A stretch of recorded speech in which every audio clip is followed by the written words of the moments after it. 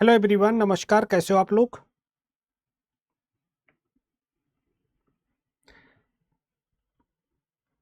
कैसे हैं आप लोग और कैसे चली आप सभी की तैयारी?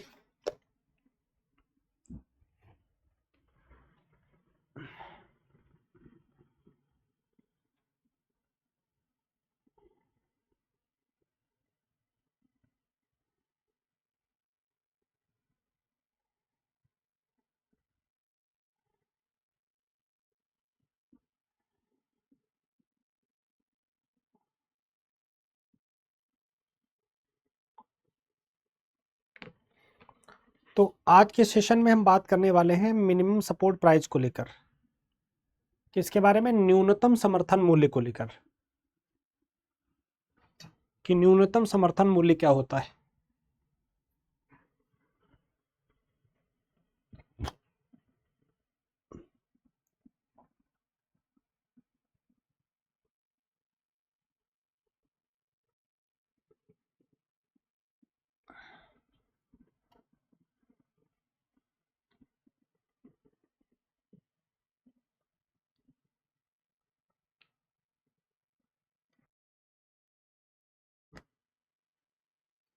हेलो,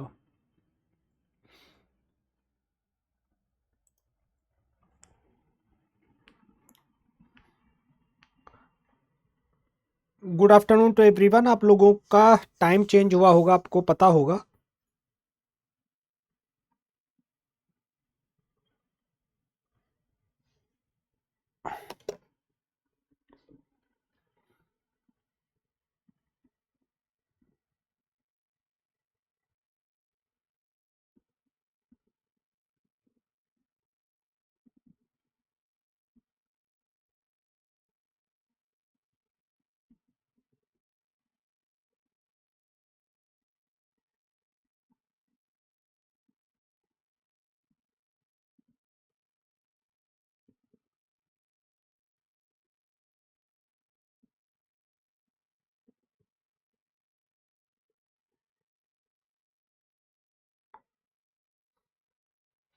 आप लोगों, चलिए स्टार्ट।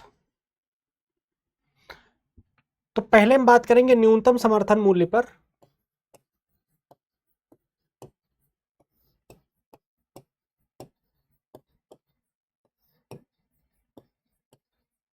जिसको आप लोग शार्ट में पढ़ते हो एमएसपी, मिनिमम सपोर्ट प्राइस। क्या पढ़ते हो भाई? आप पढ़ते हो इसे एमएसपी के रूप में, मिनिमम सपोर्ट प्राइस। क्या होता है न्यूनतम समर्थन मूल्य? यहां से प्रीलिम्स में क्वेश्चन आता है। क्या होता है मिनिमम सपोर्ट प्राइस? अभी ठीक है, मिनिमम सपोर्ट प्राइस। तो न्यूनतम समर्थन मूल्य एक ऐसी व्यवस्था है जहां पर जो लागत है ना, जैसे मान लेते हैं कि किसी चीज की उत्पादन लागत 100 रुपए है, तो किसान 100 रुपए में तो उस चीज को जैसे लागत आ रही है, फिर उसमें कुछ प्रॉफिट जोड़ कर दिया जाए, क्योंकि किसान का भी पेट है, उसका भी परिवार है। तो इसलिए व्यवस्था की गई ताकि जो है, जो लागत में अगर हम लाभ जोड़कर देंगे तभी किसान को फायदा मिलेगा। तो 1960 के दशक में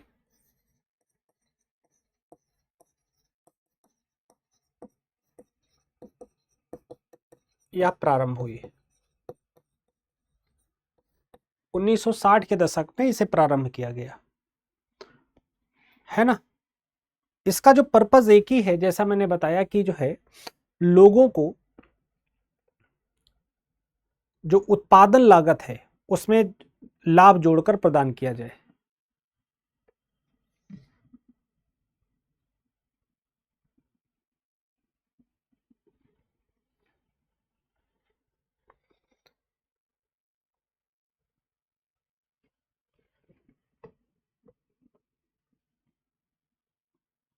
ठीक।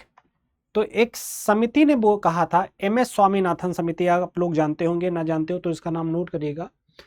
M S Swaminathan, M S Swaminathan समिति ने क्या कहा था कि लागत में प्लस 50% लाभ,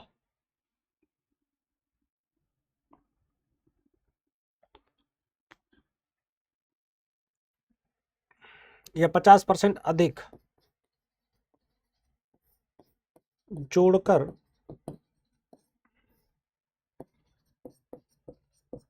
फसलों का मूल्य तय किया जाए। क्योंकि आज के टाइम में जब इतने ज्यादा एक्सपेंसेस हैं, इतने ज्यादा खर्चे हैं, तो इसको हमें एक्सीड करना पड़ेगा, बढ़ाना पड़ेगा।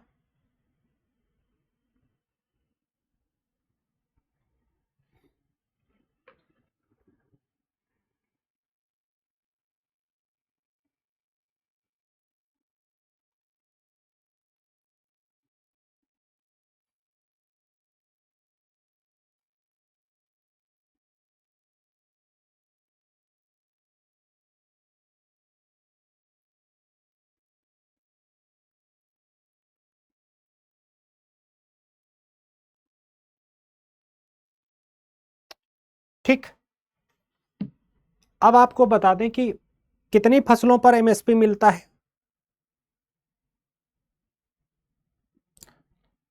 तो 22 फसलें प्लस गन्ना, तो टोटल वो 23 हो जाती हैं।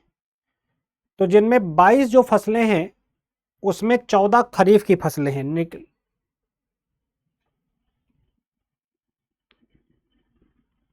6 रबी की फसलें हैं,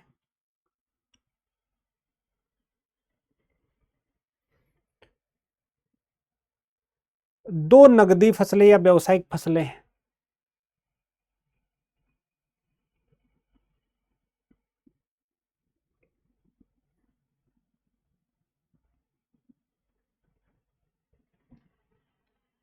है ना।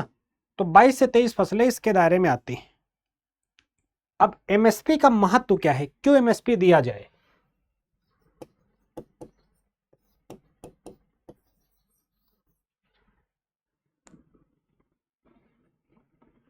तो सबसे जो बड़ा जो जो चुनौती है वो आप देखते हो कि किसान सुसाइड करते थे, तेजी से सुसाइड करते थे। तो सुरक्षा जाल जैसे किसान आंदोलन जो भी कई बार इसके लिए हो चुके हैं और तमाम चीजें इसमें शामिल हैं। तो सबसे पहली चीज है कि जो सुरक्षा जाल, यानी कि जो है इसमें ज्यादा से ज्यादा एक एक जो किसान है उसको सुरक्षित महसूस हो, है ना। तो सुरक्षा, किसानों को सुरक्षा सुरक्षा प्रदान करना।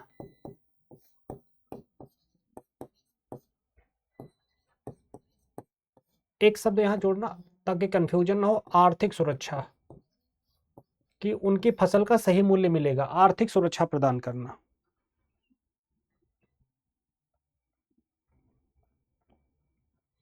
ये सुरक्षा क्यों मैं कह रहा हूं,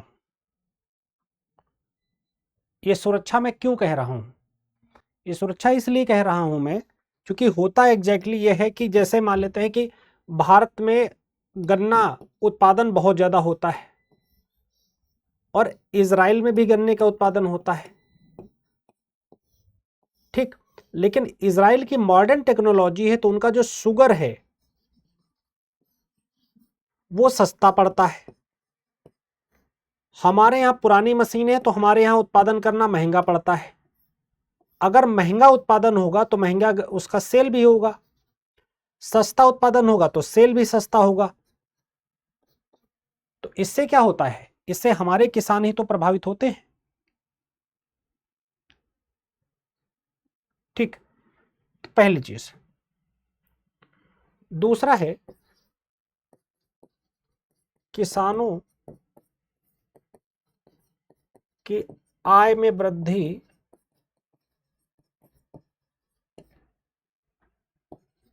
के साथ आत्महत्या कम हो, ठीक। आय में वृद्धि हो लेकिन सुसाइड रेट जो उनका बढ़ा रहता वो कम हो।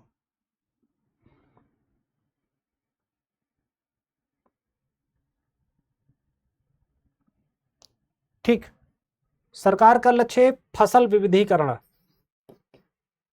फसल विविधीकरण का मतलब क्या है कि एक साथ कई फसलें किसान बोए, एक ही जो परंपरागत धान गेहूं यही नहीं बोए। फसल विविधता या फसल डाइवर्सिफिकेशन या विविधीकरण, जो भी आप लिखना चाहो आप लिख सकते हो। फसल विविधीकरण, क्रॉप डाइवर्सिफिकेशन पर जोर देना। ठीक, कि दलहन भी बोइए, मोटे अनाज भी बोइए। जैसे मोटे अनाजों को प्रधानमंत्री जी ने श्री अन्न नाम दिया, लेकिन पॉइंट ये है कि जैसे दलहन है, अरहर है, साल भर से ज्यादा लग जाते हैं अरहर के उत्पादन में। अगर किसी के पास 1 बीघा खेती तो कैसे अरहर बोएगा? तो प्रैक्टिकली कई बार चीजें पॉसिबल नहीं होती। मोटे अनाज लोग बो भी देते हैं, लेकिन क्या उनका सही रेट मिल पाता है? सारा खेल अंत में पैसे पर जाकर टिकता है। और एमएसपी को यह भी डिसाइड है कि अग्रिम तय होगी ये। अब जैसे अग्रिम तय होती है, अग्रिम निर्धारण इसका, जैसे अभी धान बोए जा रहे हैं या बोए जा चुके हैं, तो इसको अभी से डिसाइड हो जाएगा। तो इस सरकार ने इसमें काफ़ी काम किया है। पहले काफ़ी टाइम लगता था, थोड़ा सही समय पर किसानों को उसको जो है पहले से रेट तय हो जाता है, सारी चीज़ें पहले से तैयार हो जाती हैं, तो समय पर खरीदारी हो जाती है, तो कुछ किसानों को फायदा होता है।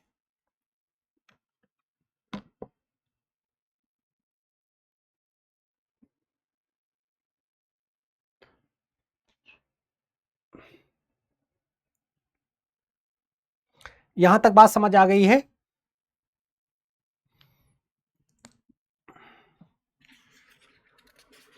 सचिन पाल एंड एवरीवन, सब लोग बताइए, कुछ तो बोलिए आप लोग।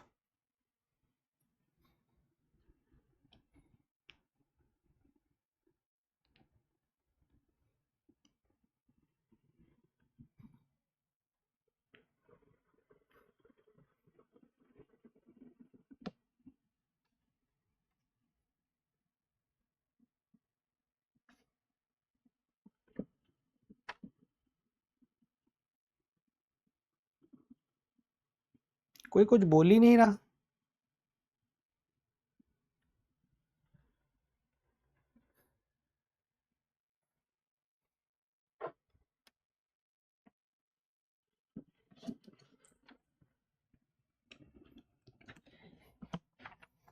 आप लोग कुछ बोलो तो।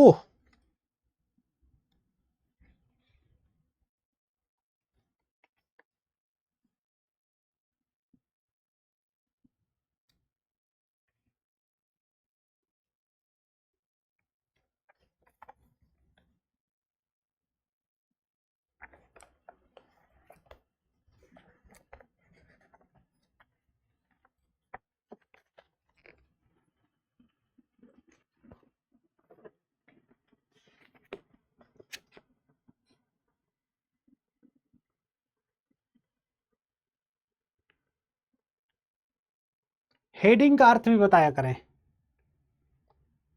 ठीक है, आगे बात करते हैं।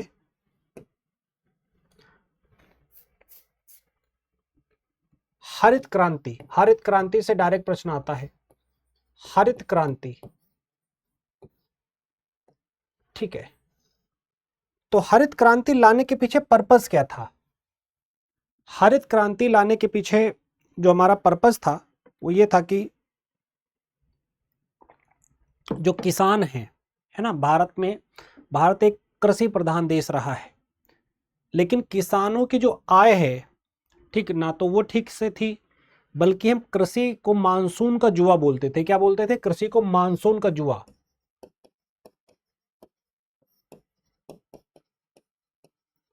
और कृषि प्रधानता थी, है ना, कृषि प्रधानता थी, और लगभग 90% से अधिक किसान खेती बाड़ी करते थे।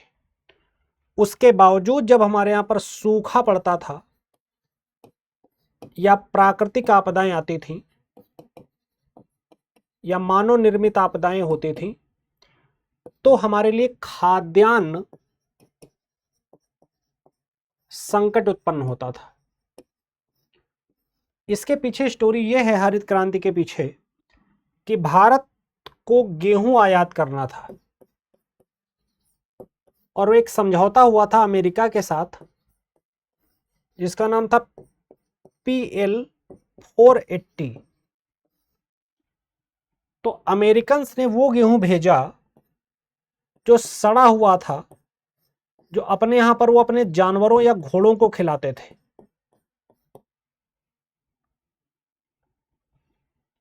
ये हरित क्रांति की बुनियाद है। मतलब उसके बाद हरित क्रांति के वैसे तो इंटरनेशनल जो जनक माने जाते हैं वो है नॉर्मन बोरलॉग, लेकिन अगर भारत में हरित क्रांति की बात होगी तो डॉक्टर, इनको तो भारत रत्न भी दिया गया है, स्वर्गीय भी हो गए हैं, अभी इनकी मृत्यु भी हो गई, MS स्वामीनाथन। दिल्ली में पूसा रिसर्च सेंटर है बहुत बड़ा, जहां पर इन्होंने रिसर्च किया था, उसको अब एक प्रोटोटाइप बनाया गया है। मैं जहां रहता हूं मैं रोज उसको देखते हुए गुजरता हूं। तो इनका एक स्लोगन है कि देश को बेहतर ढंग से चलाने के लिए अनाज हथियारों की नहीं बल्कि अनाज की जरूरत पड़ती है, ऐसा इनका कहना था। तो MS स्वामीनाथन है ना, भारत में हरित क्रांति के जनक माने जाते हैं। ये बैकग्राउंड था कि हमने समझौता करा और हमें उन्होंने सड़ा गेहूं दिया, जानवरों को खिलाने वाला गेहूं दिया। हरित क्रांति को लाने के पीछे जो पर्पस था वो एक था कि हमें खाद्यान्न आत्मनिर्भर बनना है। क्या बनना है? खाद्यान्न आत्मनिर्भर बनना है। तो हरित क्रांति ये सबसे बड़े पर्पस के साथ जो है आगे बढ़ती है। हरित क्रांति के जो ऑब्जेक्टिव हैं, जो उद्देश्य हैं, वो आपकी परीक्षा के लिहाज से बहुत इंपॉर्टेंट है।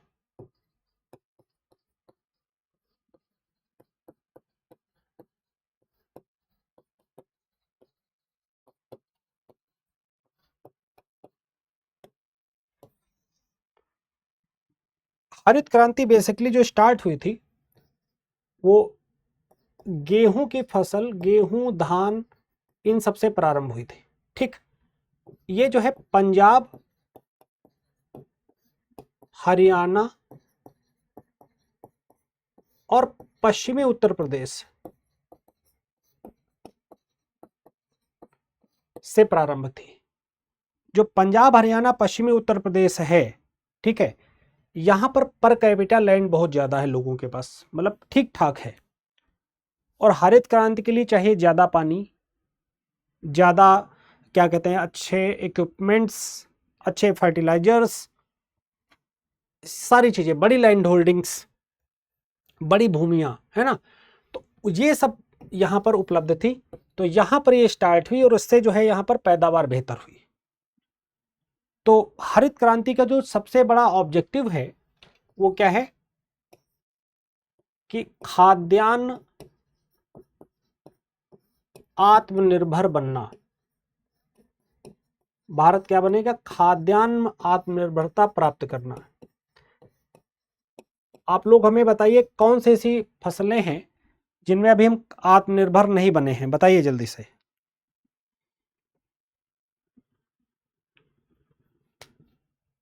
ठीक, कृषि प्रणाली का,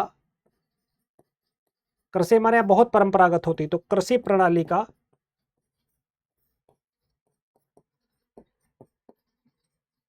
आधुनिकीकरण, मॉडर्नाइजेशन ऑफ एग्रीकल्चर,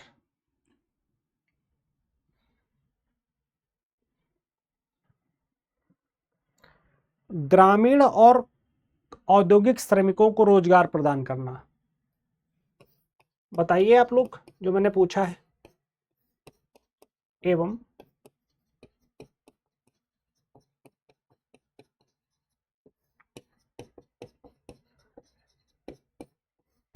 औद्योगिक श्रमिकों को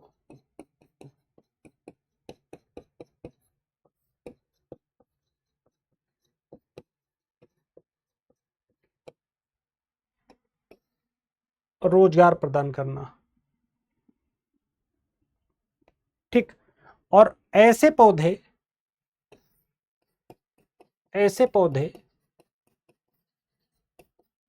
बनाना जो बदलती जलवायु के अनुकूल हों।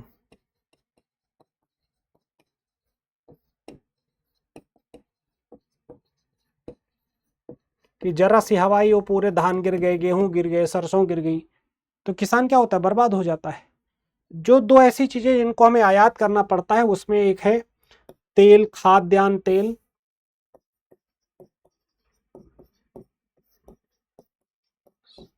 और दूसरा है दलहन।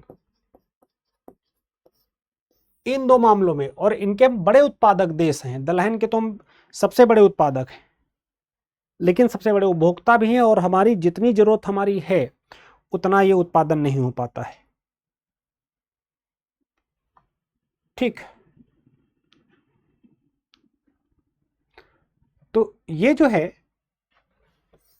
इसमें high yield variety HYV, high yield variety, या इसको जो गांव में बोलते हैं हाइब्रिड, हाइब्रिड सीड भी बोलते हैं, या फिर और सरल भाषा में कहा जाए हिंदी में पूरे तरीके से तो इनको संकर बीज बोलते हैं। संकर बीज, क्योंकि जो है ये जीन परिवर्तन करके, डीएनए में चेंज करके जो है ज्यादा उत्पादक क्रॉप बनाने का लक्ष्य होता है। सचिन वेरी गुड, बहुत बढ़िया, है ना। तो उस पर्पज के साथ ये काम करते हैं। अब हरित क्रांति के ये ऑब्जेक्टिव्स थे, है ना। अब इनका प्रभाव क्या पड़ा, सबको समझ आ रहा है, बताते चलो आप लोग, पहले कुछ नहीं बोलोगे। जब जिस समय क्लास चल रही है, जितने लोग लाइव हो एटलीस्ट आप लोग तो रिप्लाई करो, एक दो लोगों को छोड़कर लोग रिप्लाई नहीं करते।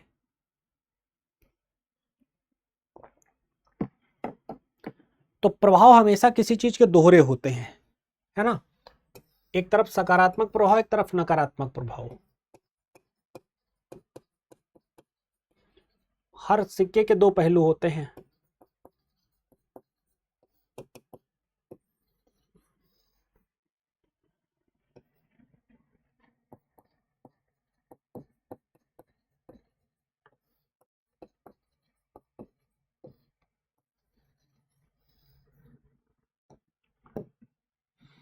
सकारात्मक प्रभाव और नकारात्मक प्रभाव। सकारात्मक प्रभाव क्या है कि हम खाद्यान्न आत्मनिर्भर बने,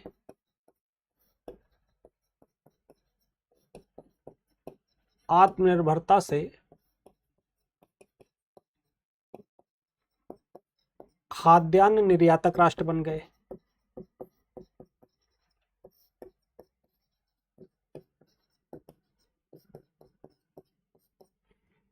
ये सकारात्मक प्रभाव है। ठीक, उत्पादन की जो दर है उसमें तेजी से वृद्धि हुई।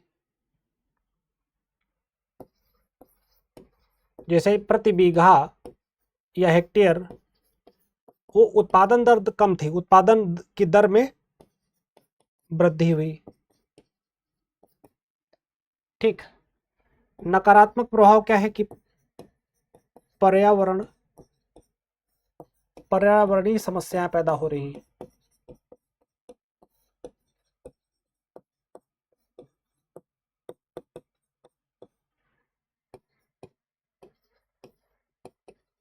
प्राकृतिक संसाधनों का, जैसे जल, मिट्टी इत्यादि पर नकारात्मक प्रभाव, दूषित होते जा रहे हैं।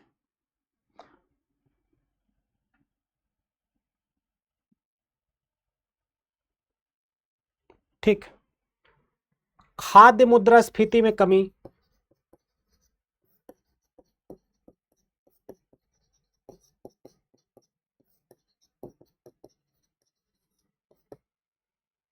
खाद्य मुद्रास्फीति में कमी आई, यानी कि जो पहले अनाज बहुत महंगा हो जाया करता था वो महंगा नहीं हो रहा है ना।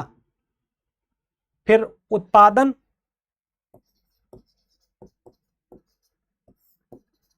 के साधनों का आधुनिकीकरण।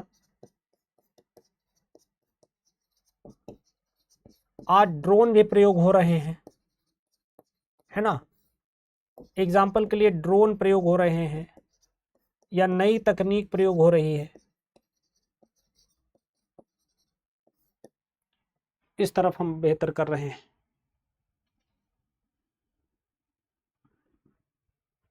अगला, मानव स्वास्थ्य पर दुष्प्रभाव, है ना, तमाम लीवर, किडनी, कैंसर, ये सब समस्याएं हो रही हैं। और क्षेत्रीय समानता, क्षेत्रीय समानता, आप पंजाब का किसान, पश्चिमी उत्तर प्रदेश का किसान देख लीजिए, उत्तर उत्तर प्रदेश की बात बता रहे हैं, पश्चिमी उत्तर प्रदेश के किसान देख लीजिए, और पूर्वांचल के किसान देख लीजिए, लखनऊ के आसपास के किसान देख लीजिए, जमीन आसमान का अंतर देखिएगा। वो करोड़पति हैं और वो लखपति भी नहीं हैं। तो बहुत सारी प्रॉब्लम्स आपको दोनों के बीच में दिखाई पड़ जाएंगी।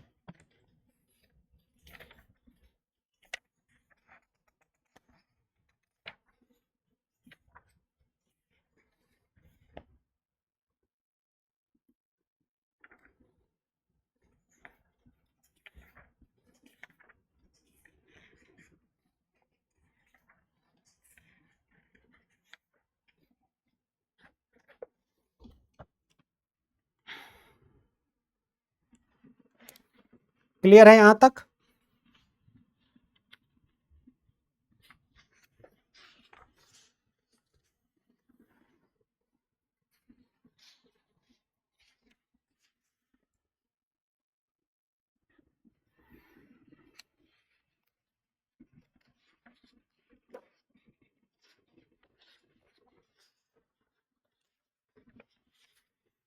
प्रिया गुप्ता, नूतन शर्मा, सचिन पाल,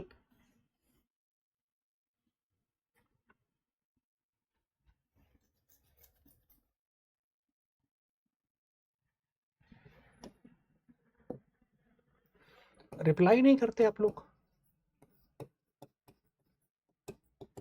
अगला टॉपिक है खाद्य प्रसंस्करण, इसको बोलते हैं फूड प्रोसेसिंग।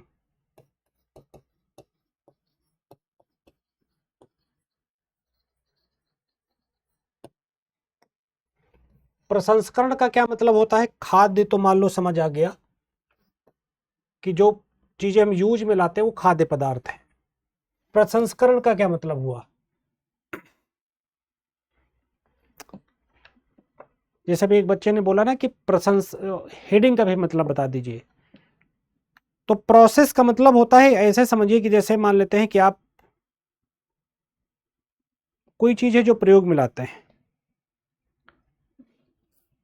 प्रसंस्करण का मतलब है कि जैसे आप टमाटर है ना, उससे क्या बना देना, केचप बनाना।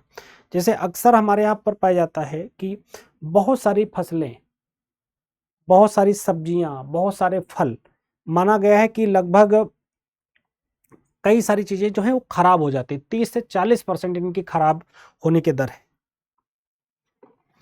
तो उसका नए रूप में उपयोग करना, जैसे टमाटर से क्या बना देना, टमाटर जब नहीं बिकता है तो किसान का 5 रुपए, 8 रुपए, 10 रुपए भी नहीं बिकता है, और इन्हीं को कंपनियां लेकर क्या बनाती हैं, टोमेटो केचप। ठीक, टोमेटो केचप बनाते हैं और आराम से 150 से 200 रुपए किलो बेचती हैं। चिप्स देख लो, आप लोग सब लोग खाते होंगे। जो 20 रुपए का चिप्स मिलता है उसमें कायदे के 2 आलू के बराबर भी चिप्स नहीं होता है। ठीक, लेकिन वो जो है आराम से बेच रहे हैं, किसान को उसका फायदा नहीं है। तो प्रोसेस करके वो उसकी सेल्फ लाइफ को इनहांस कर देते हैं, उसका रूप बदल देते हैं, उसके टेस्ट को बढ़ा देते हैं, और इससे जो है उनको बहुत फायदा होता है।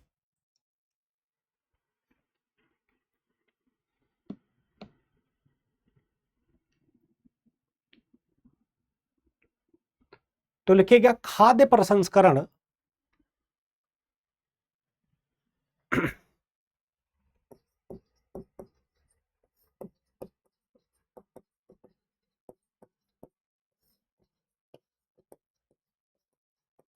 वस्तुतः वस्तुओं के या खाद्य पदार्थों के, वस्तु ने उत्पाद लिखिएगा, उत्पादों के निर्माण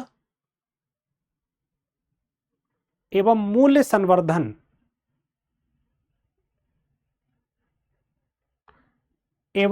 संवर्धन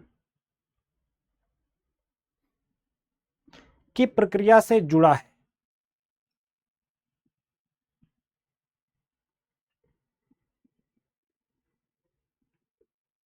खाद्य प्रसंस्करण में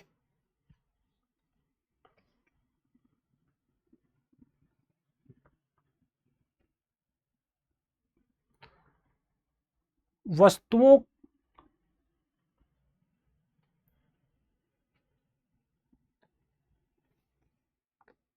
के उपयोग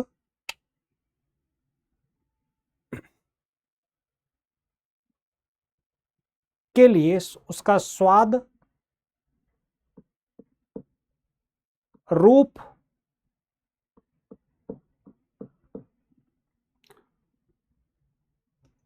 को बेहतर किया जाता है।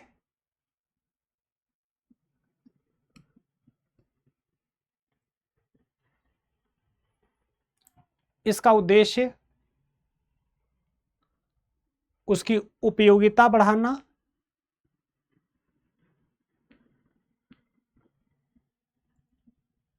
मूल्य संवर्धन करना है।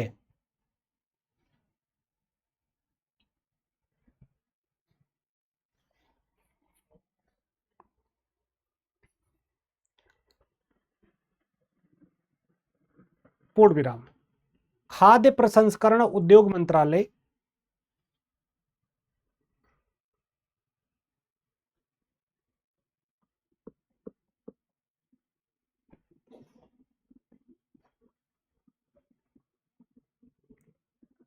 की स्थापना 1988 में हुई थी।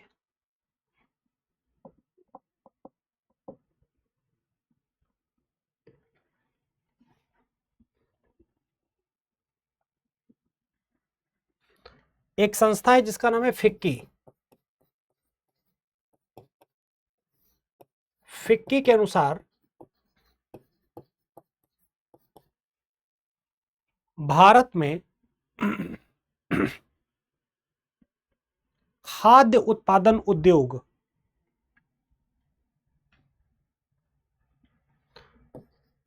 $400 बिलियन का है। कितना है? $400 बिलियन का है। लेकिन खाद्य प्रसंस्करण कम है, हमारे यहाँ प्रोसेस नहीं होता। आप देखते हो किसान परवल फेंकता है, टमाटर फेंकता है, प्याज फेंकता है, दूध कभी कभी रोड पर फेंकता है, ऐसे होता है ना। तो ये सारी चीजें देखने को आपको मिलती हैं।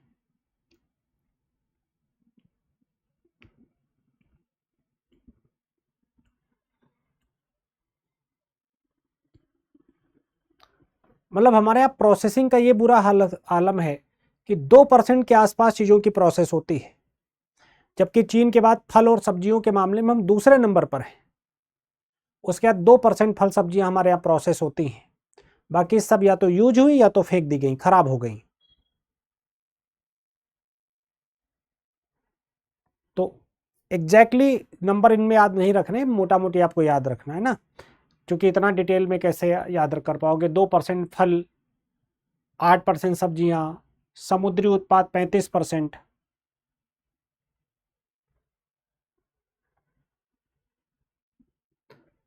तो ये जो सारी चीजें हैं वो मात्र प्रोसेस हो पाती हैं। अब ये उद्योग जो है, फूड प्रोसेसिंग इंडस्ट्री है, इसका बड़ा अपने आप में विशेष महत्व है, क्योंकि ये जो है लोगों की आजीविका बेहतर कर सकता है। खाद्य प्रसंस्करण समझ आ गया है आप लोगों को कि क्या होता है?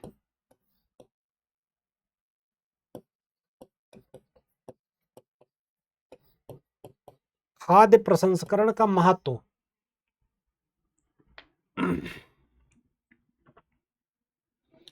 तो पहले एक चीज, पहला पॉइंट लिखेगा कि ये इसका महत्व इस रूप में है कि एक सनराइज इंडस्ट्री है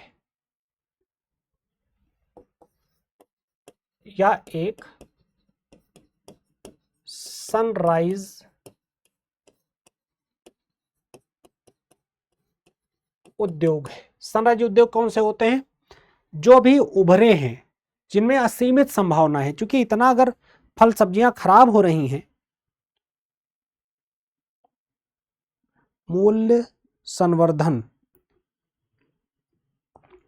बाप रे, इतनी बेसिक बेसिक चीज नहीं पता है कि मूल्य संवर्धन क्या होता है।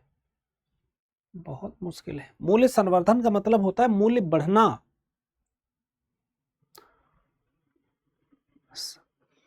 आप कोई चीज है ना, एक सामान्य पानी लोग नल से भरते थे, पीते थे। कारपोरेट कंपनियों ने उनको बिसलरी में कन्वर्ट करा, ब्रांड डेवलप किया, उसमें कुछ थोड़ा सा रिसर्च किया। बिसलरी, एक्वाफिना, किनले, है ना, ऐसी तमाम कंपनी आ गई। 20 रुपए का 1 लीटर पानी हम लोग खरीदते हैं शौक से, और हम बोलते हैं कि हमने एक्वाफिना का पानी पिया, बिसलरी का पानी पिया है हम। तो उसी तरीके से टोमेटो केचप या दूध से पनीर बना लेना। 200 ग्राम पनीर अमूल का 90-95 रुपए का मिलता है।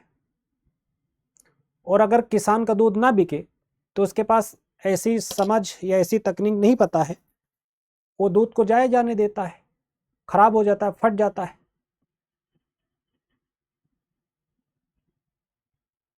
और फैक्ट्रियां क्या करती हैं? उन्होंने दूध के देखो कितने वर्जन लॉन्च करे।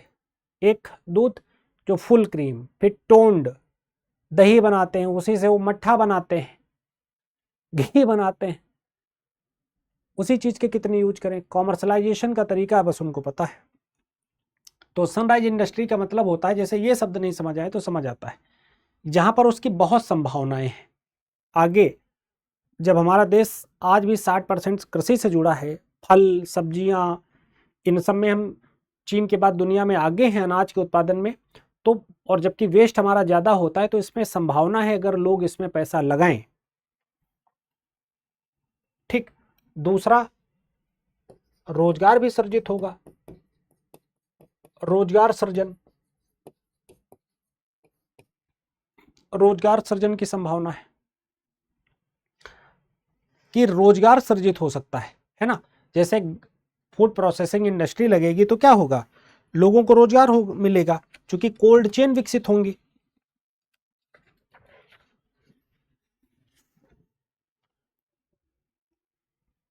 और क्या होगा, किसानों की आय बढ़ेगी।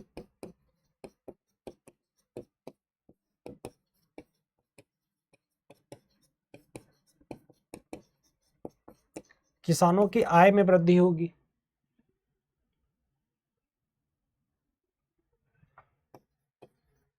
खाद्यान्न अपव्यय, यानी जो अनाज है वो खराब नहीं होगा, में कमी आएगी।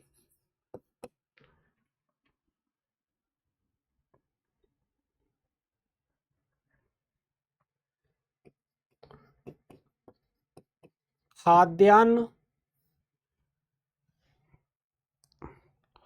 इन्फ्लेशन, मुद्रास्फीति,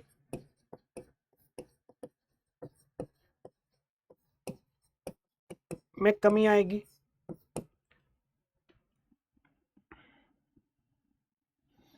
और क्रॉप डाइवर्सिफिकेशन होगा, फसल विविधीकरण होगा।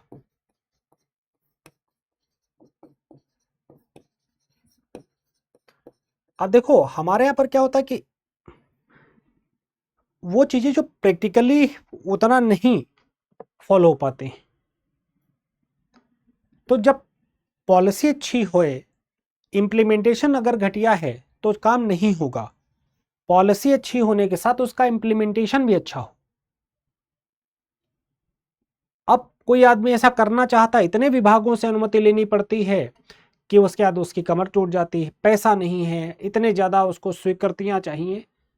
अगर इतना उस नहीं कर पाएगा तो कैसे करेगा? तो उसके बाद जैसा है वैसा पड़ा रहेगा, आदमी छोड़ देता है फिर।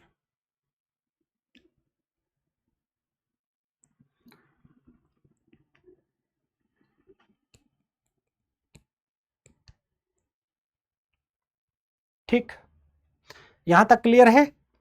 किसी को कोई दिक्कत?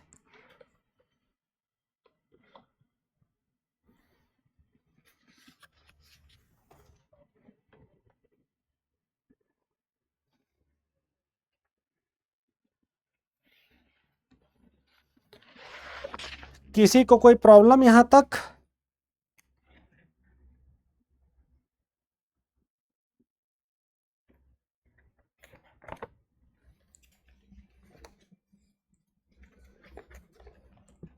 नोट कर लो भाई जल्दी जल्दी।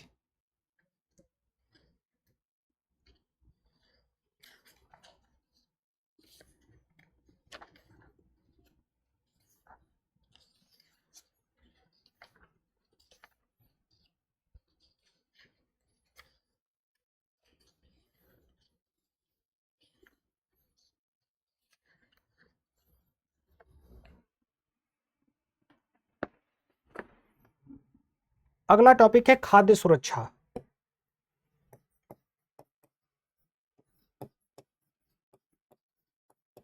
Food security.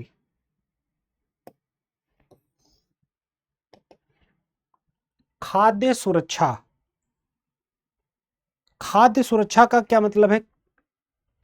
कि जो देश में ऐसे तमाम लोग हैं जिनके पास जमीन नहीं है, भूमि नहीं है, जिनकी सुबह या शाम खाने के पास विकल्प नहीं है, खाने के विकल्प नहीं है, जिनके पास कि 2 जून की रोटी जिसको बोलते हैं वो उपलब्ध नहीं है, उनके लिए खाद्यान्न उपलब्ध कराना सरकार की जिम्मेदारी है। तो उसको ध्यान में रखते हुए सरकार ने एक प्रोग्राम स्टार्ट किया था, फूड सिक्योरिटी मिशन, जो अब पीडीएस के नाम से आप सुनते हो, जिसमें जो आप देखते हो कि जो मैं कई बार यूज कर चुका हूं कि 80 करोड़ लोगों को अनाज देना, ये वो। तो ये सारी इन्हीं चीज़ों से जुड़ी हुई व्यवस्था है।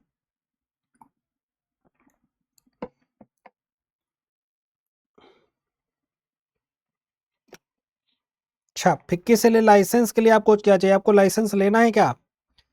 फिक्की से लाइसेंस के लिए क्या चाहिए, इसके बारे में बता दीजिए। आपको लाइसेंस लेना है क्या?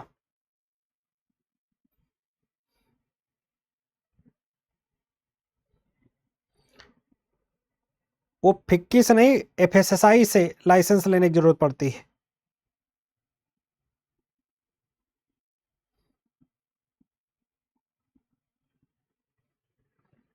लाइसेंस लेने की प्रोसेस, ये तो वेबसाइट पर जाकर आपको देखना पड़ेगा। लाइसेंस लेने की प्रक्रिया तो मुझे नहीं पता है।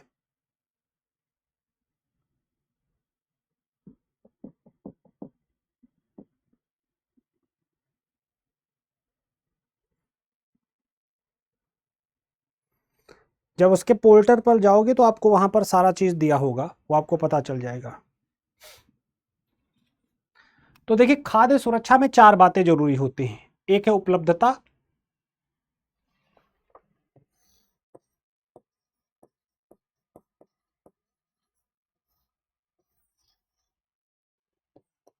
दूसरा है पहुंच,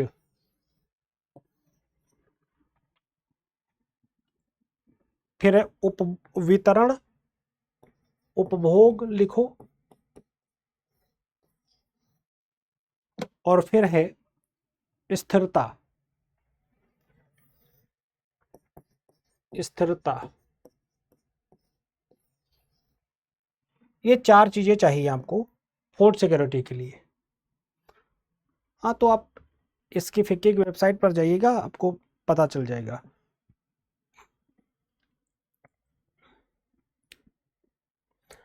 चार बातें बहुत जरूरी हैं। उपलब्धता का मतलब है कि तुम सुरक्षा कब प्रदान करोगे, किसी को अनाज कब दोगे। अगर आपके घर में पहले हो तो उपलब्धता का मतलब है कि पर्याप्त मात्रा में उपलब्ध होना चाहिए। अनाज पर्याप्त मात्रा में उपलब्ध हो,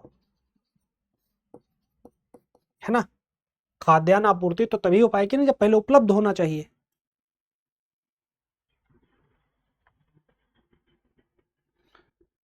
और पहुंच का सिंपल सा मतलब है कि अनाज या भोजन जो भी आप कहना चाहो वो भौतिक और आर्थिक, अनाज या भोजन की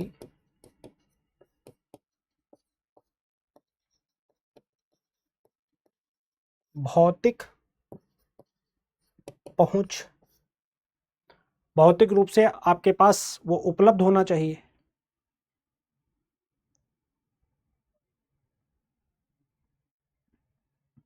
ठीक। जो आप उपभोग कर रहे हो तो उपभोग का शरीर पर सकारात्मक प्रभाव हो।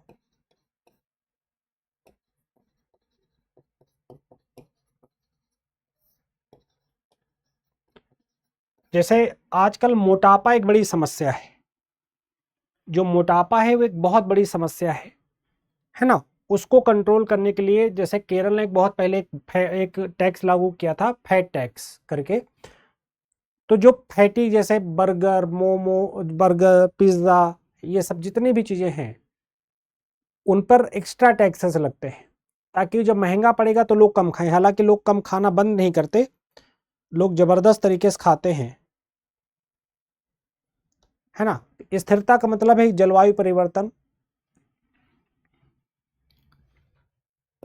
जलवायु परिवर्तन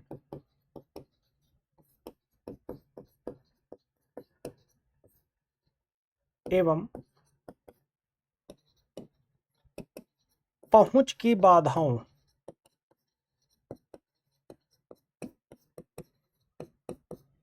को दूर करते हुए, दूर करना मतलब ऐसा तो नहीं कि एक एक बार एक महीने के लिए मिल गया फिर आगे नहीं चाहिए। लगातार आपके पास भोजन कंटिन्यू, चूंकि ये एक ऐसी चीज है जो लगातार आपको कंज्यूम करना ही करना है अपनी जिंदगी के लिए, तो ये सारी चीजें आपको चाहिए।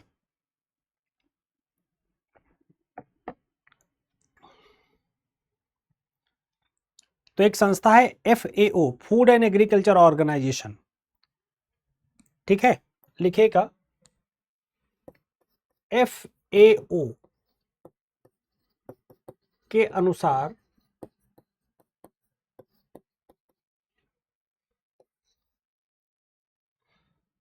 FAO के अनुसार खाद्य सुरक्षा तब होती है, खाद्य सुरक्षा तब होती है जब सभी लोगों को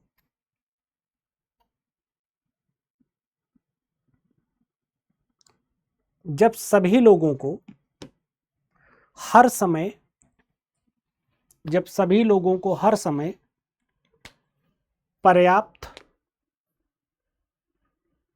सुरक्षित, पौष्टिक भोजन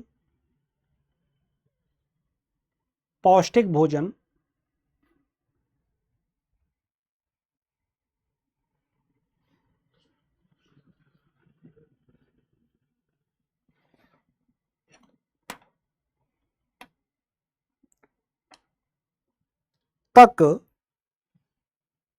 भौतिक, सामाजिक और आर्थिक रूप से पहुंच प्राप्त होती है।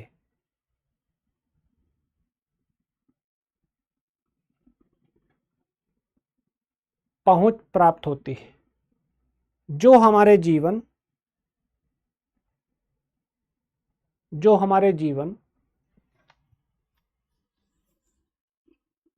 की स्वस्थ आहार जो हमारे जीवन के स्वस्थ आहार, संबंधी प्राथमिकताओं को पूरा करती है।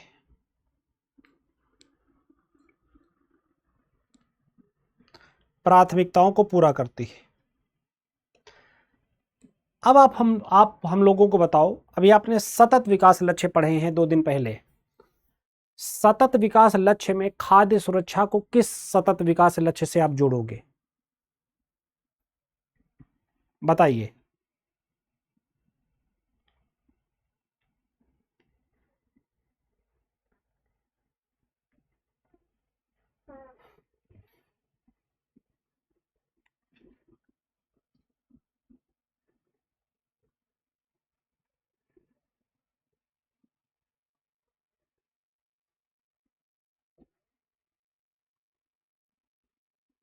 बताइए आप लोग।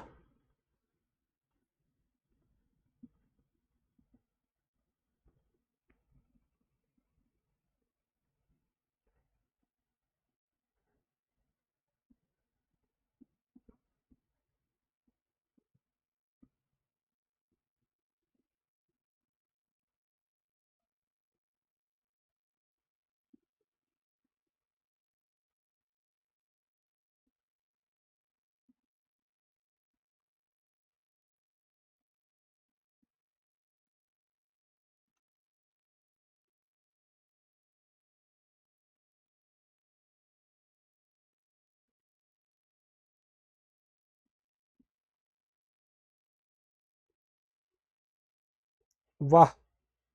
सस्ती एवं मुक्त प्रदूषण ऊर्जा।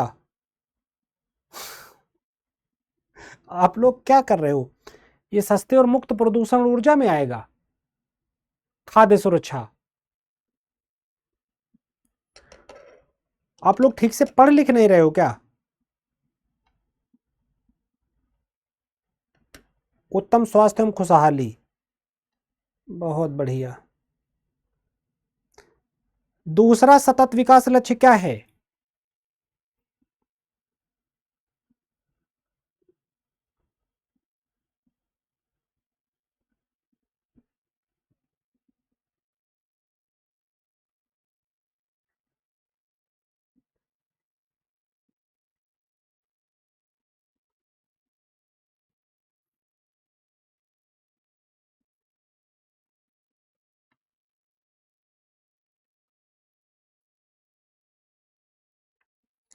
दूसरा सतत विकास लक्ष्य क्या है? पहला लिखा था जीरो पॉवर्टी, दूसरा क्या था? Zero hunger. अरे जिसके खाने के लाले हैं वो खुशहाली ढूंढेगा, पहले खाना पेट भरेगा। ठीक से पढ़ो भाई, ऐसे काम नहीं चलेगा। कल से मैं बहुत बेसिक से पढ़ाने वाला हूं, एकदम ट्रेडिशनल ढंग से, क्योंकि तुम लोग एकदम कोई कॉपरेट तो कर नहीं रहे हो। भूखमरी। अरे हाँ ठीक, चलो फिर भी बेटर है सोने भूखमरी, क्योंकि एकदम ऐसे मन नहीं कर रहा है। ठीक से पहले तो पीछे का रिवीजन किया करो डे बाय डे। रोजाना आप लोग पीछे का रिवीजन करेंगे, ये बात एकदम ध्यान रखनी है, क्योंकि तुम लोग ऐसे एकदम मस्त मजे मजे के लिए मत पढ़ो भाई, बस समझ लो, थोड़ा सीरियस होके पढ़ो। इकोनॉमिक्स कोई वैसे ही मजाक सब्जेक्ट नहीं है।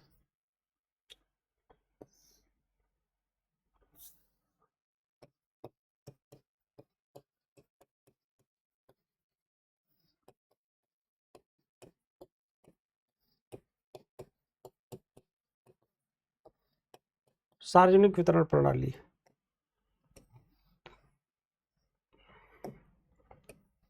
पब्लिक डिस्ट्रीब्यूटिव सिस्टम, सार्वजनिक वितरण प्रणाली।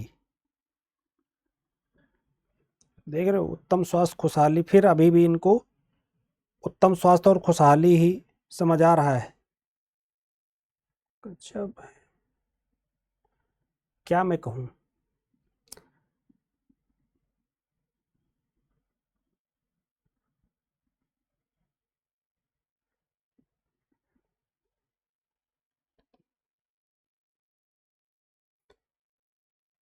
सार्वजनिक वितरण प्रणाली, पीडीएस सिस्टम, है ना।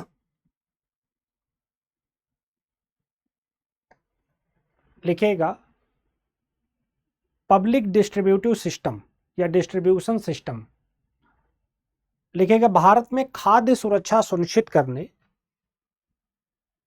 भाई जो लोग बीपीएल रेखा के नीचे हैं, गरीब हैं, उनको सरकार ने क्या टारगेट करा कि उनको राशन उपलब्ध कराएंगे, क्योंकि सरकार का लक्ष्य है। जैसे अगर आप पॉलिटी पढ़ोगे तो वहां पर आपको सरकार का लक्ष्य डीपीएसपी में दिखाई देगा, ठीक। अगर आप इकोनॉमी पढ़ोगे तो यहां आपको पीडीएस में दिखाई देगा, क्योंकि अंततः जो गरीब कमजोर लोग हैं वो किसकी जिम्मेदारी, सरकार है, सरकार की जिम्मेदारी है, दे आर लाइबिलिटीज।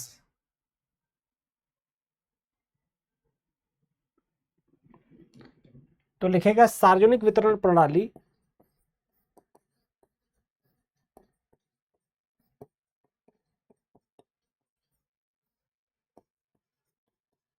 खाद्य सुरक्षा सुनिश्चित करने और गरीबों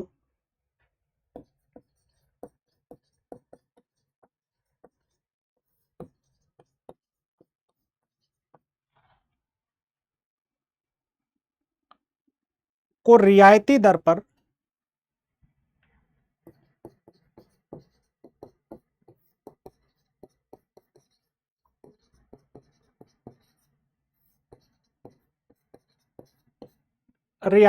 पर खाद्यान्न उपलब्ध कराने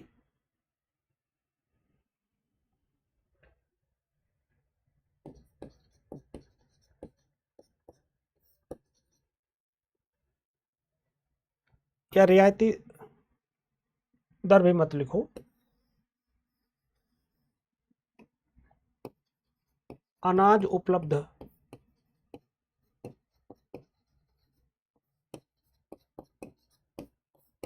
कराने से संबंधित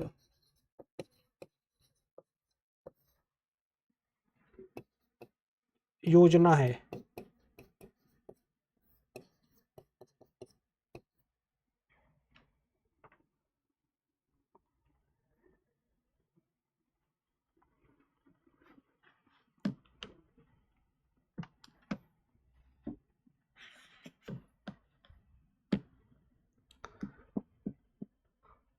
आप लोग ना थोड़ा सा सीरियस रहो, कल से मैं कल नेशनल इनकम पढ़ाऊंगा, ठीक है।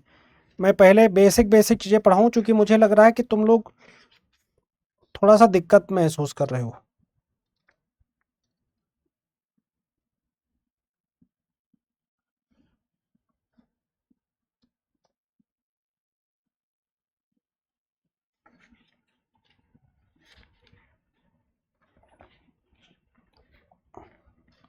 यह सब समझ आ रहा है?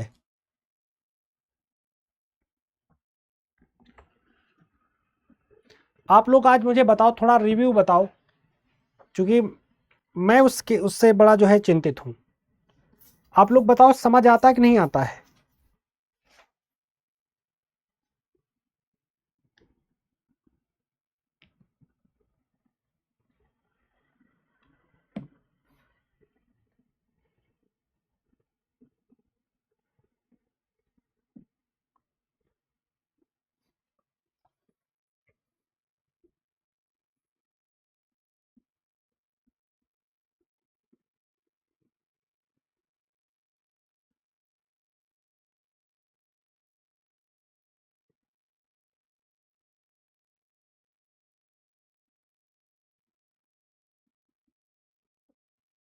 बताइए।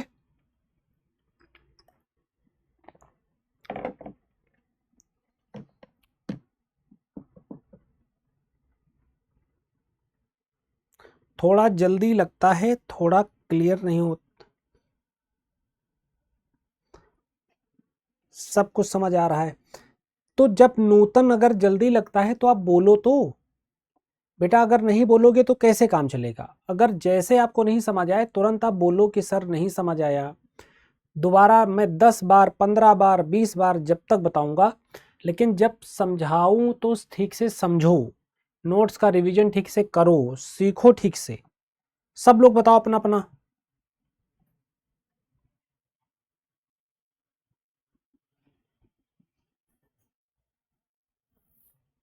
समझ आता पर बेसिक नहीं पता, तो इसलिए मैं कल से एकदम बेसिक पढ़ाऊंगा। सबसे पहले बेसिक पढ़ा लूं। मुझे लग रहा था कि तुम लोग शुरू में ऐसा रिस्पॉन्स किए थे, तो मुझे ऐसा लगता था कि बेसिक आप लोगों को पता है, लेकिन बेसिक नहीं पता है। तो कल से एकदम मैं बेसिक पढ़ाऊंगा, बाद में सब देखा जाएगा।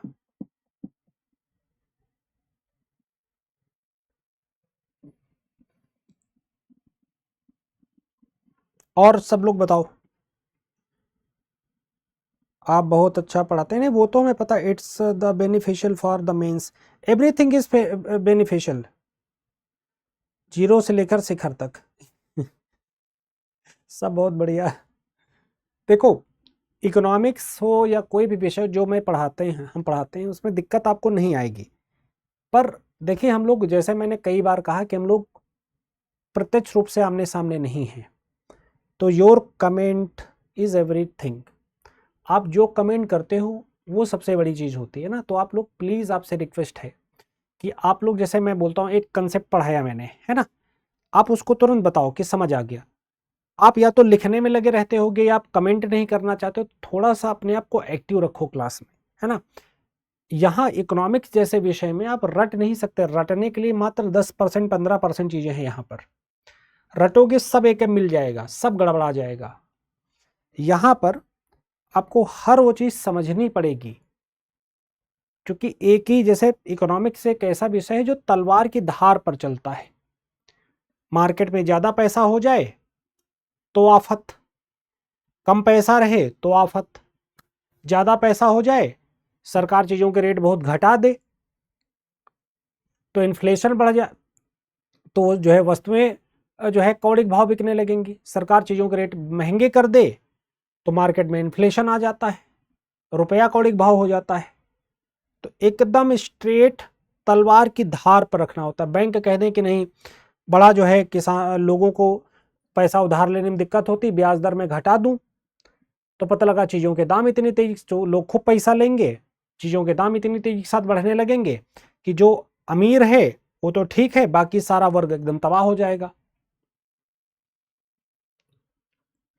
और जो, अगर उनके दाम बहुत ज़्यादा बढ़ा दे तो वस्तुएं बनी बनी रह जाएंगी, लोगों के पास उतनी इनकम नहीं, लोग खरीद नहीं पाएंगे। तो बड़ा ही संतुलित, जैसे मैं अपना बताता हूँ, हम छोटे थे तो जैसे मैंने इंटर में इकोनॉमिक्स पढ़ी है, तो उस दौरान समझ में आता था। एक बार मैंने न्यूज़ पढ़ी थी, मुझे ध्यान में भी है, कि सरकार ने अनाज जो है वो फेंक दिया लेकिन जनता को नहीं दिया, ऐसे करके कुछ, ठीक ठीक मुझे याद नहीं आ रहा, मतलब एग्जैक्टली नहीं रिकॉल कर पा रहा हूँ। तो ये था कि, तो इसलिए फ्री में कोई नहीं बांटती, या ऐसे समझो कि सिंपल दिमाग लगाने वाली बात है, बच्चों वाली बात, कि सरकार चाहे तो खूब नोट छाप दे और जनता में बांट दे, गरीबी खत्म हो जाए। लोग लेमैन की भाषा में ऐसा बोल सकते हैं, लेकिन क्या ये प्रैक्टिकली पॉसिबल है?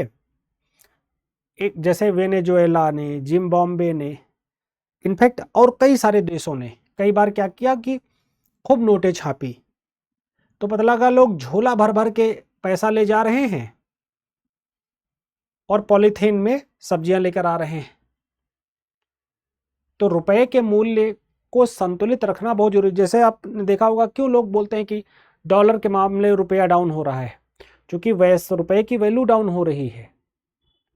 तो बहुत सारी चीज़ें रहती हैं। तो कल मैं एकदम बेसिक से पढ़ाना शुरू करूँगा, तो शायद आप लोग उससे ज़्यादा और ज़्यादा लाभान्वित होंगे। पर आप सभी से हमारी एक जो सबसे बड़ी रिक्वेस्ट है, वो कोई एक दिन के लिए नहीं होगी, हर क्लास में होगी, हर एक कंसेप्ट के बाद होगी। क्योंकि एटलीस्ट आप अपने हित के लिए नहीं बोलोगे तो कैसे काम चलेगा। आपको ये साथ में कमेंट कर हमें ही बताना है कि सर ये मुझे एक बार और बता दीजिए, है ना। जितनी भी छोटी से छोटी बात है वो आप पूछो, लेकिन एट द टाइम ये नहीं कि सब खत्म हो गया बाद में, जैसे होता ना कि पूरी कहानी सुन ली, आप कह रहे हैं कि जो है पूरी इस राम कथा में भगवान जो है राम कौन थे, तो वैसे नहीं, आप एक्टिव रहो, साथ साथ में पढ़ते चलो, साथ में जैसे कंसेप्ट मैं पढ़ा देता हूँ, मैं जनरली पूछता हूँ, मेरी आदत है। समझ आया? क्लियर हुआ? आप बोलो नहीं हुआ। नहीं समझ आया बोलो नहीं हुआ। समझ आया बोलो हो गया। या आपको और ज़्यादा जानना है तो आप बोलो और ज़्यादा, मुझे इसके बारे में जानना है। तो इस तरह से आपको फ़ायदा पहुँचेगा।